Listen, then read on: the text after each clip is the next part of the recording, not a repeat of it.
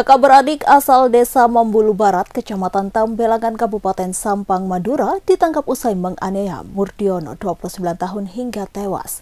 Kedua pelaku berinisial AD, 27 tahun, dan AN, 26 tahun, melakukan penganiayaan di desa Beji, Kecamatan Beji, Kabupaten Pasuruan, Jawa Timur pada Rabu 10 Juli 2024. Korban ditemukan tewas tergeletak di rumahnya. Kapolsek Beji, Kompol Yogbet Wali, mengatakan kedua pelaku kesal adik perempuan mereka sering digoda oleh korban. Kompol Yogbet melanjutkan, pelaku ini tidak terima karena adiknya sering diganggu oleh korban.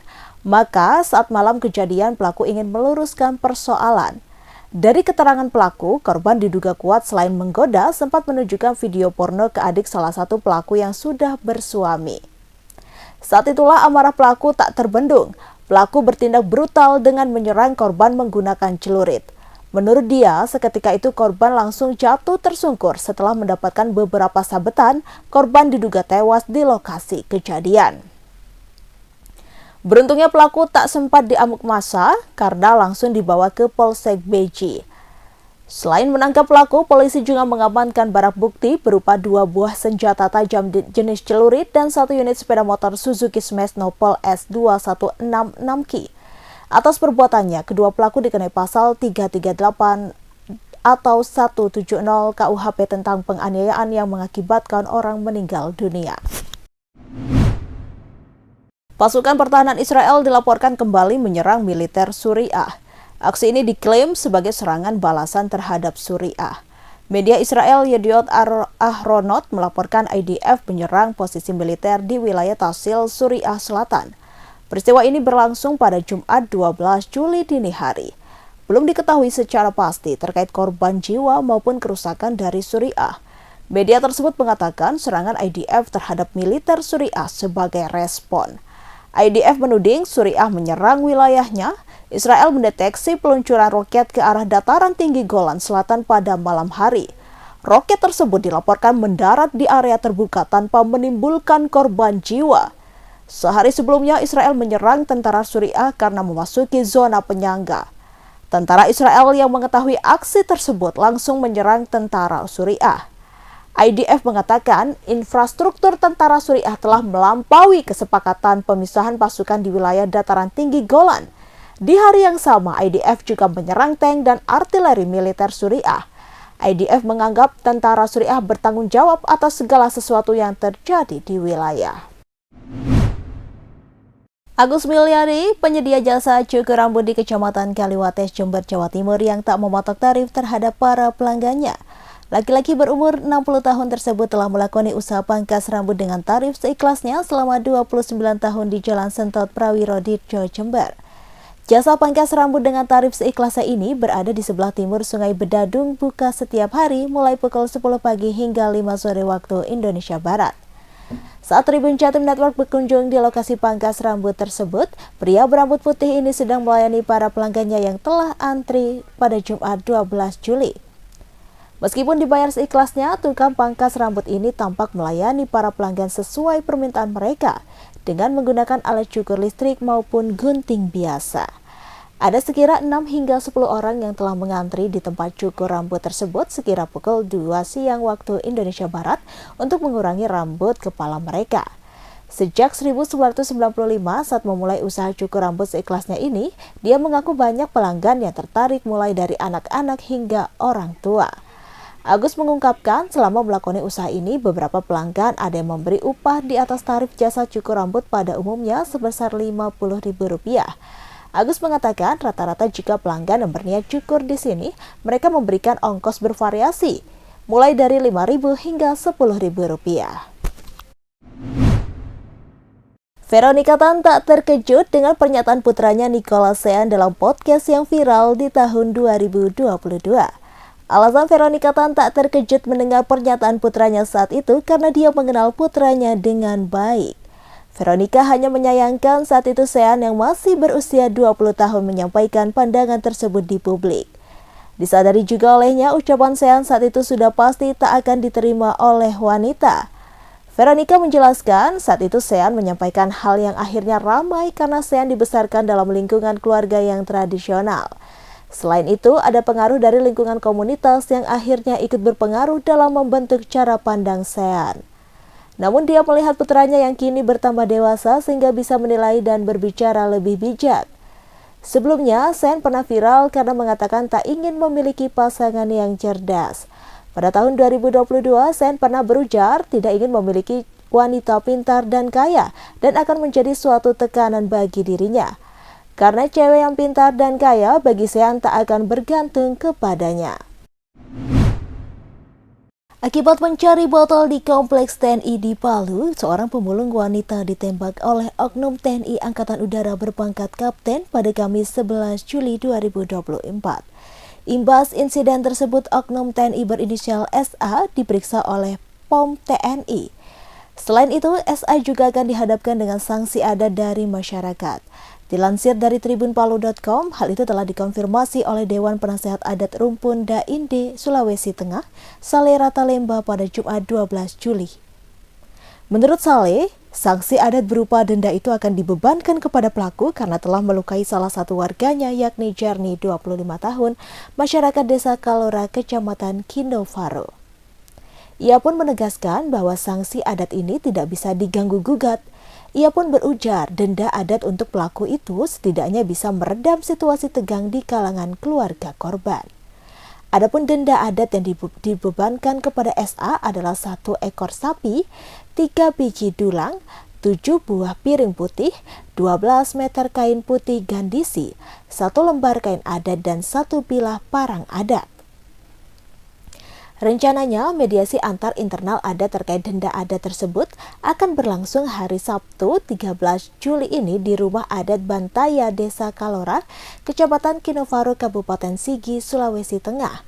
Adapun proses hukum yang berlaku, Saleh menyerahkan sepenuhnya kepada pihak yang berwenang. Namun ia menegaskan bahwa denda adat tetap harus dibayarkan. Misteri terkait penemuan potongan telapak kaki yang sebelumnya ditemukan di sisi timur muara Pantai Marina, Kelurahan Tawangsari, Kecamatan Semarang Barat, akhirnya terkuak. Saat penemuan potongan kaki itu pada Kamis 27 Juni 2024 lalu, warga menduga bagian tubuh itu adalah milik korban mutilasi. Namun selang sehari kemudian terungkaplah identitas pemilik kaki tersebut. Dia bukan korban pembunuhan, apalagi mutilasi. Potongan kaki itu milik seorang perempuan lanjut usia berinisial M, 66 tahun, warga Kebon Harjo, Semarang Utara. M sebelumnya sempat mendapat tindakan medis amputasi di sebuah rumah sakit karena penyakit diabetes yang dideritanya. Ada peran sang cucu dalam kasus ini. Lalu, bagaimana potongan itu sampai berada di Pantai Marina hingga akhirnya ditemukan oleh warga? Berikut kronologisnya dikutip dari tribunjateng.com. Peristiwa ini bermula saat seorang pemancing menemukan potongan kaki manusia di Pantai Marina Semarang pada Kamis 27 Juni. Diduga potongan kaki itu adalah korban mutilasi sebab potongan kaki tersebut ditemukan masih dalam keadaan utuh. Satpam Marina Harminto menjelaskan, potongan kaki itu ditemukan masyarakat yang akan memancing ikan pada pukul 9 pagi waktu Indonesia Barat. Pemancing itu kaget ketika melihat potongan kaki. Harminto pun langsung menuju ke lokasi dan melihat potongan kaki itu mengambang di air. Setelah melihat itu, Harmanto langsung melaporkan ke pimpinannya. Saat itu Harminto menemukan potongan itu di atas mata kaki. Potongan kaki itu ditemukan dalam keadaan utuh. Sementara itu, anggota Babin Kamtibmas Tawangsari Polsek Semarang Barat, Aibtu Adib mengatakan, potongan kaki ditemukan di sisi timur Pantai Marina. Potongan kaki ditemukan oleh pemancing. Kemudian pemancing itu melaporkan ke Satpam Pantai Marina dan Satpam tersebut meneruskan ke Babin Kamtibmas setempat. Menurutnya, saat berada di lokasi, kaki masih mengambang di antara muara dan bibir pantai.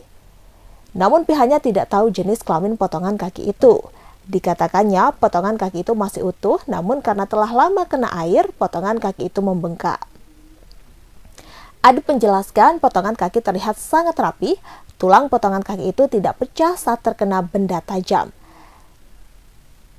Setelah melalui penyelidikan polisi, terungkap bahwa potongan kaki itu adalah kaki milik M, 66 tahun, warga Kebon Harjo, Semarang Utara. M merupakan seorang pengidap diabetes. Hal itu diungkapkan oleh Kasat Reskrim Polrestabes Semarang, Kompol Andika Dharmasena.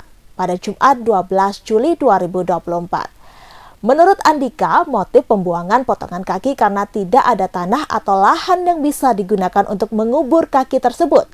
Sehingga cucu E membuang potongan kaki itu ke laut dari atas jembatan dekat pantai Marina.